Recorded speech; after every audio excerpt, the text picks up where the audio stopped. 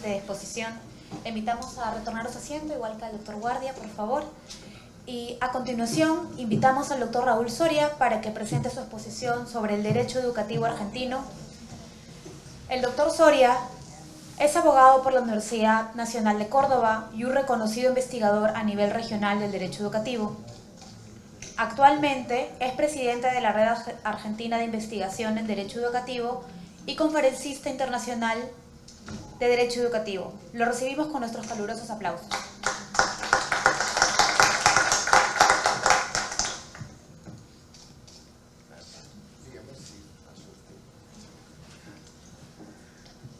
Buenos días a todos.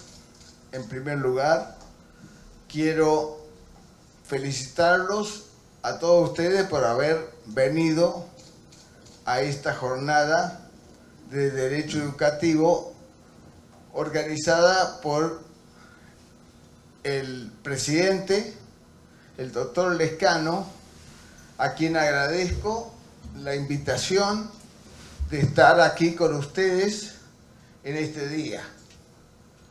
Yo voy a comenzar hablándole de la importancia que tiene este tipo de jornada.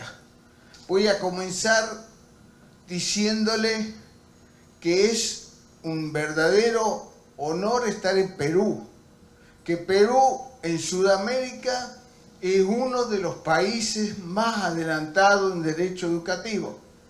Tal vez esté desconocido este tema, pero yo le puedo asegurar que están haciendo punta.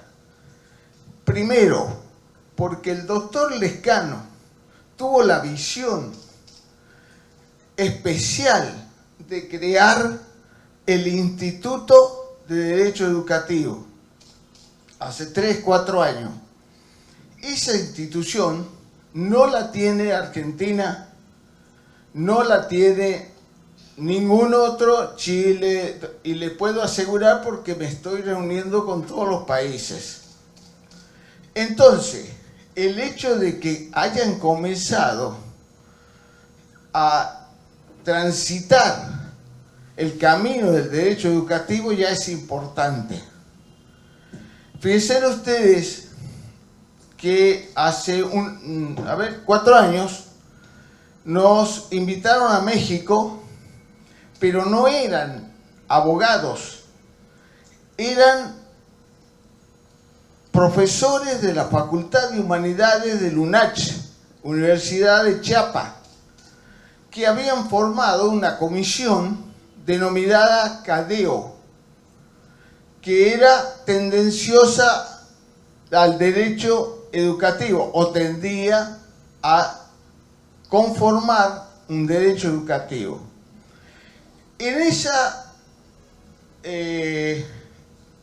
fue un congreso también. En ese congreso se conformó, mediante escribano público y toda determinación, se conformó la RIDE, la Red Internacional de Investigación de Derecho Educativo. ¿Y quién participamos?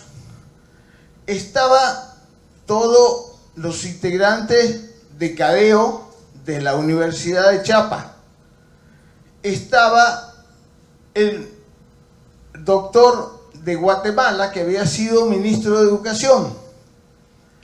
Estaba el doctor Pérez Delgado de Perú, del norte de Perú, que yo le había invitado y había ido. Y estaba yo. Éramos 4 países los que empezábamos con la red, que era una red internacional, tendiente a la investigación y a la conformación del derecho educativo, intercambiando todas las experiencias que recibíamos de cada país integrante para tener un derecho educativo mejor. Así que ustedes ven, por un lado, en la integración de la red estuvo Perú. En este momento en que hace 3 años se conforma el Instituto Peruano de Derecho Educativo sigue el mismo camino.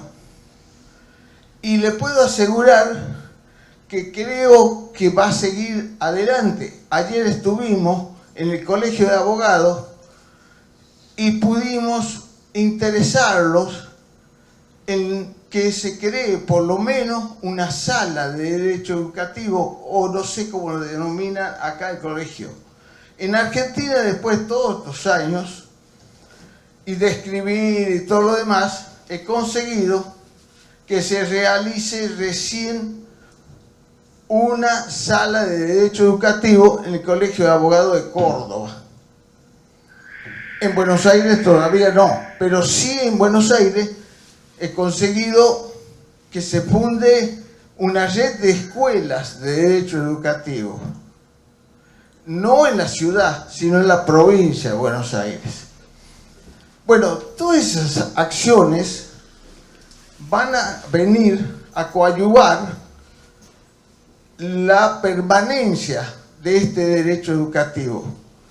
Pero yo le puedo asegurar que el derecho educativo no es una ciencia nueva, como parecería, a pesar de que nunca fue reconocida. No es una materia que tengamos que imponer ahora en nuestras universidades. No, el derecho educativo es el más antiguo del mundo. Lo puse yo en mi primer libro. ¿Por qué? Porque cuando se creó la humanidad, o se formó la humanidad, como ustedes quieran, estaban los padres que educaban a los hijos, por un lado. Después se unían en tribus, en clanes, y estaban haciendo normas para poder convivir. Entonces estamos en presencia, con el comienzo de la humanidad, de un derecho educativo. Derecho por las normas, educativo por los padres, que tenían que naturalmente educar a sus hijos, si no, ningún hijo hubiera subsistido en la vida si no hubieran sido guiados por sus padres. Por eso, después, cuando partió el derecho romano y una serie de cosas, partieron los otros derechos que conocemos: civil, penal, laboral, comercial. Pero el derecho educativo es el derecho de base. Y es extraño que las universidades hasta el día de hoy no lo hayan reconocido como tal. Porque ustedes saben, el derecho educativo es, junto con los derechos humanos, el único derecho natural. El único derecho natural. ¿Qué quiere decir esto? Que no necesita ser reconocido por ningún sistema para ser válido, que es válido por el solo hecho de que la persona humana exista y que cubre al niño desde el 0 años, hasta que muere. No es un derecho de legislación escolar, como se cree, ni un derecho que tienen aquellos que van un determinado tiempo a un establecimiento escolar. Eso sería minimizar el derecho educativo. Eso sería compugirlo. El derecho educativo es un derecho amplio, que es un derecho social, que pertenece a la sociedad. Y como les decía, está vigente desde el comienzo de la vida humana y con mayor razón ahora en todo el planeta. No necesita que una sociedad con determinadas creencias obtengan sistemas de creencias, lo acepten lo reglamenten y lo lancen para cumplir en buena hora, si tenemos una buena legislación, en buena hora, si tenemos una excelente constitución en cada uno de nuestros países. Pero el derecho educativo es más amplio, llega más allá. Por eso yo en mi segundo libro empiezo a hablar del derecho educativo activo, no el derecho educativo pasivo, ese que está en una ley fría, que los directores de las escuelas lo reciben y lo ponen en un cajón. Esto se lo digo todos los días. Y ahí en el cajón lo tienen guardado al derecho, a lo que llaman derecho. Hay un incidente en la escuela, inmediatamente saca para ver qué es lo que tiene que hacer. Y lo que yo propongo es que todos participen en la escuela para hacer la convivencia escolar, para que empiecen a practicar la democracia escolar, pero con la participación. Uno de nuestros graves problemas actuales en casi todos los estamentos y en casi todos los países es la falta de participación. Nosotros queremos participar, es decir, cada tiempo, 2, 4, 6 años, y poner un voto. Eso no es participación. Tenemos que estar activamente comprometidos, no desapoderarnos, dejar que nuestras cuestiones las resuelvan un tercero, llamado político, como sea. Tenemos que comprometernos a participar nosotros y aprender a convivir. Entonces, eso es muy importante que nosotros se lo enseñemos al niño, porque ya en la universidad llega ya con sus creencias, con su sistema de creencias, y es difícil que cambie. Pero cuando es chico, cuando el padre, los primeros 7 años del niño, no se educa mandándolo, como se pretenden hacer la mayoría de los padres. Y en esto quiero hacer un paréntesis. Educar no quiere decir imponer, no quiere decir transmitir, no quiere decir enseñar una cierta creencia que tengo yo como grande a un chico. Porque eso sería más o menos como estar en una computadora, agarrar un disquete y al disquete borrarlo.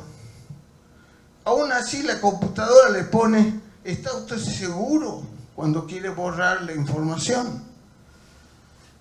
Y usted duda y aprieta el botón que lo escanea. Bueno, eso es lo que estamos haciendo con los chicos desde el primario. Tratamos de escanearlo, de borrarle todo lo que podemos borrarle e imponerle nuestras creencias. ¿Y eso es educación? No. Educare viene etimológicamente de extraer de adentro de la persona hacia afuera y no poner de afuera hacia adentro. Entonces, revisemos las escuelas a ver cuántos docentes están cumpliendo con ese paradigma de extraer lo mejor de la persona humana y cuánto están imponiendo a la persona humana. Por eso hablan de la libertad, los que me precedieron. Y yo digo el libre albedrío. tenemos que respetar a cada educando en su personalidad, en su forma de ser, en su manera de vivir. Y no podemos, por ejemplo, ir y decirle, señor, usted me va a dar toda esta tabla de números y si no, yo le pongo un 1. Y ese chico puede ser que nunca ocupe la matemática, que sea un excelente pintor, que sea un excelente artista, que sea un excelente escritor. Y nosotros pretendemos en la escuela inculcarle y clasificarlo, controlarlo de que sepa matemática. Todas esas son cosas que vienen a ser revisadas por el derecho educativo. Y todas esas cosas las vamos a formar, en primer lugar, reconociendo que existe el derecho educativo. Yo comencé felicitando porque están acá. ¿Por qué? Porque yo toda la vida, cuando le hablo de derecho educativo en la Argentina, en las provincias, donde sea, ¿qué es eso? Me dicen. No saben. Creen que es una cosa utópica. ¿Por qué? Porque las facultades de derecho de todo Sudamérica, Latinoamérica y del mundo no lo enseña.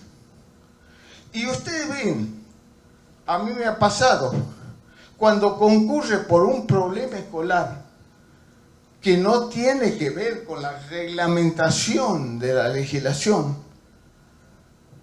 cuando hay un problema, como planteaba la doctora anterior, por ejemplo, de la inclusión de un autista, que está muy de moda, ¿qué hacemos nosotros? Opinamos. Y de acuerdo a nuestras creencias decimos, no, tienen que ser incluidos. No, que tenga una escuela especial. Los discriminamos. ¿Se dan cuenta? Y eso no es derecho administrativo. Eso no es derecho laboral como creen los abogados que se reciben.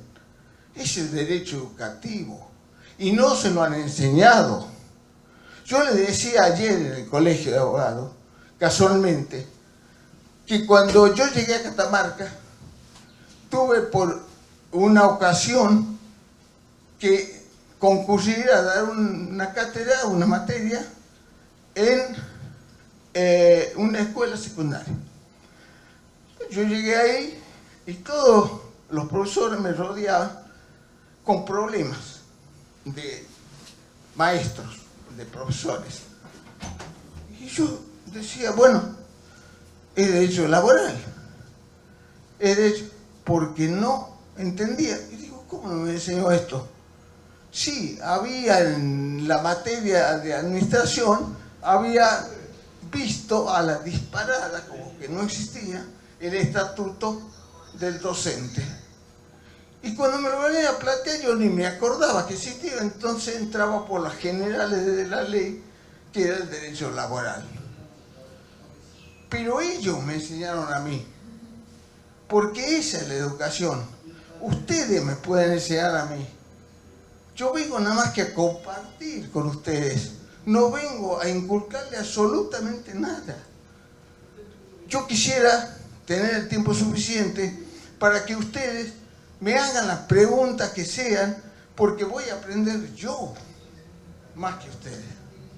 Yo les aseguro, porque la educación del futuro es la experiencia, no es el conocimiento.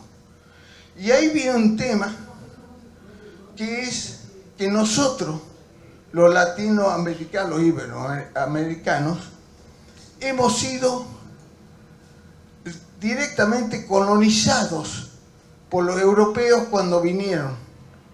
No es que nos impusieron con la espada, nos impusieron con el saber, con el conocimiento, inculcándonos su doctrina. Y de allí nacieron una serie de cosas que hay que revisar en este momento, como la razón. La razón no existe, la verdad no existe. Están ya una serie de, cuando habla de inteligencia emocional, ya está en la puerta golpeando la educación emocional, que tenemos que lograr incorporarla también dentro del derecho educativo.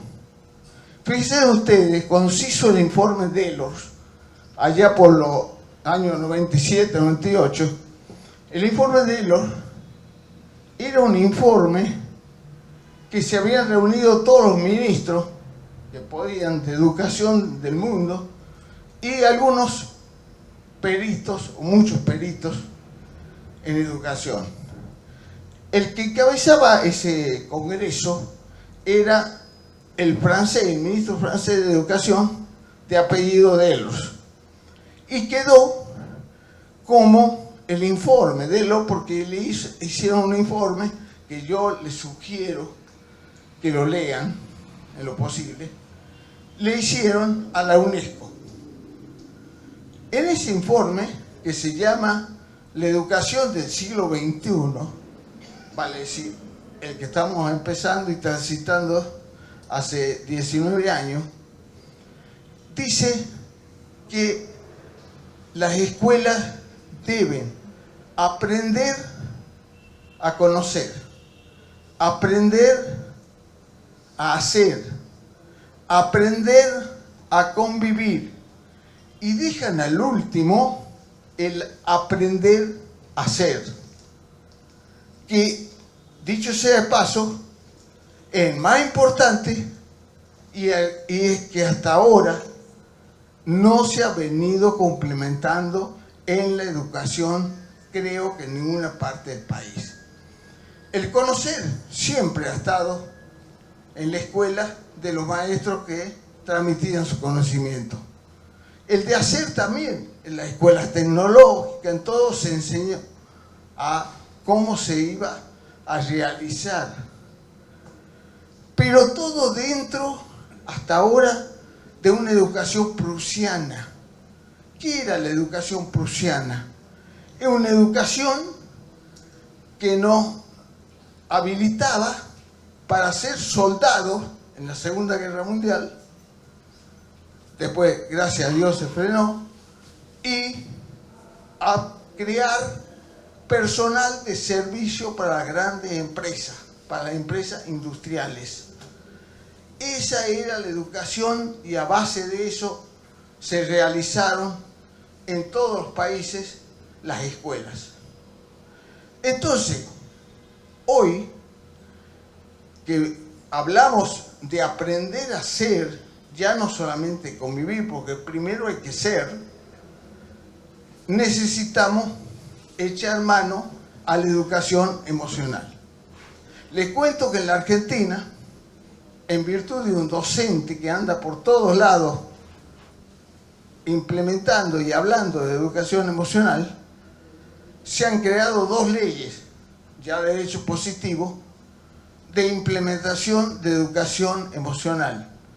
Se lo ha hecho en el litoral, Misiones y en Corrientes, que los diputados provinciales lo tomaron y lo convirtieron en ley. Eso es un gran avance. Y yo les decía, y vuelvo al tema, que en mi segundo libro yo hablaba de cómo implementar el derecho en la escuela, pero no el derecho ese reglamentario que lo guarda la directora en un cajón. Estuve siempre en contra de eso, y que lo saca cuando hay un incidente. Yo le decía, vengan los directivos, vengan los docentes, vamos a hacer talleres, vengan los alumnos, vamos a hacer talleres, vengan los padres de familia, siéntense para que podamos hacer un taller. ¿El taller en qué consiste? En esto, en enseñarle que tiene que participar y que tiene que convivir haciendo sus propias normas en la escuela. y que esas normas sean aceptadas por todo, no que se ponga la mayoría la que gana. Entonces la mayoría es la dictadora de la minoría. No, hay que consensuar hasta llegar a un acuerdo. Cuando se llegó a un acuerdo, se lo puede poner en vigencia. Eso llamé el derecho abierto, que se lo realiza de esa manera en la escuela, porque tenemos que, por un lado, enseñamos el derecho, que es la norma de convivencia, y le enseñamos a que cada uno tiene que estar presente, tiene que participar, tiene que dar su opinión, y eso es muy importante si con el tiempo se transforma mejor se proyecta en la sociedad. ¿Por qué? Porque el problema de violencia, etcétera, etcétera, que sufrimos, es por la falta de conciencia en la sociedad. ¿Y cuándo vamos a tener una sociedad con conciencia si no le enseñamos, si no la educamos? No vamos a lograrlo nunca. Y comenzar a creer que nosotros en la sociedad podemos enseñarles a convivir, si no lo hacemos en la escuela con los chicos, desde el comienzo, ya cuando llegan al instituto terciario y universitario, ya están definidos, ya tienen sus sistemas de creencias que son los que los rigen, que son aquello que ellos van a seguir desarrollando. Por eso es importante el derecho educativo, para que todas estas cosas que yo le voy transmitiendo se vayan consolidando después en el derecho positivo, que es el que más nos gusta hablar y el que más nos gusta implementar. El derecho que es aprobado y válido por un sistema. Pero primero, trabajemos en que a todos llegue la educación, en que todos tengan la oportunidad de poder conocer las cosas. Yo le decía, el derecho educativo es el primer derecho humano, o si no, el derecho humano principal. Y muchos me saltaron en muchas partes, ¿no? ¿Entienden? El primer derecho es la vida. ¿Ah, sí? En eso estamos totalmente de acuerdo. Es la vida. Pero ¿cómo usted va a ejercer el derecho a la vida si no alguien le ha dicho, oiga, usted el primer derecho que tiene es la vida? Indudablemente que el derecho educativo está primero, porque es el que le va a enseñar que tiene el derecho a la vida y los otros derechos. Por eso cuando lo realizaron en el orden internacional y lo ponen como de primera orden, de segunda, y creo que educación está de tercer orden, no han tenido en cuenta estas cosas. Y hay que bregar para poder ir cambiando esas cosas. En la deuda, la próxima vez lo quiero escuchar a ustedes, porque yo lo único que hago es transmitirles mi sistema de creencias. Yo lo único que hago es compartir lo que yo pienso, pero no es mi verdad. Cada uno de ustedes tiene su verdad. Y esa verdad no se puede ser absoluta, ni mucho menos parcial. No se puede ejercer induciendo a cada uno que piense como pienso yo.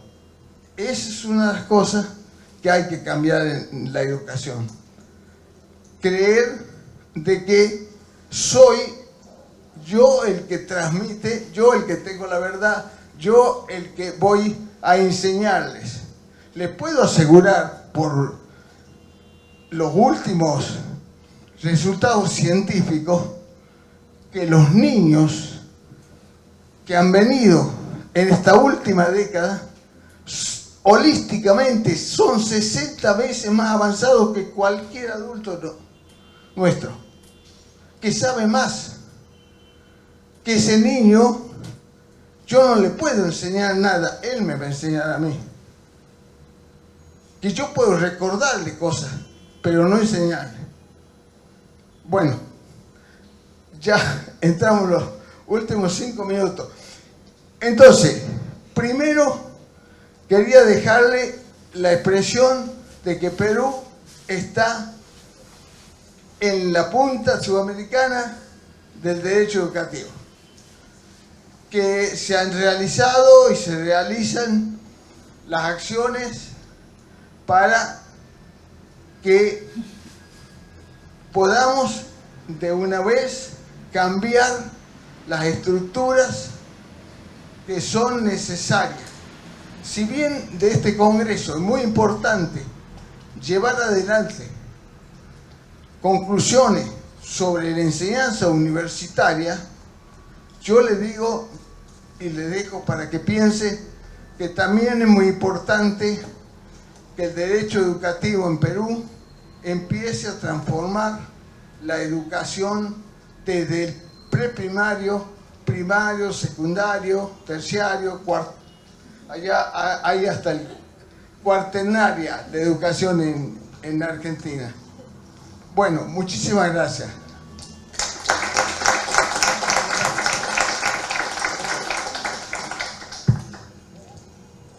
Gracias, doctor Soria, por su brillante exposición.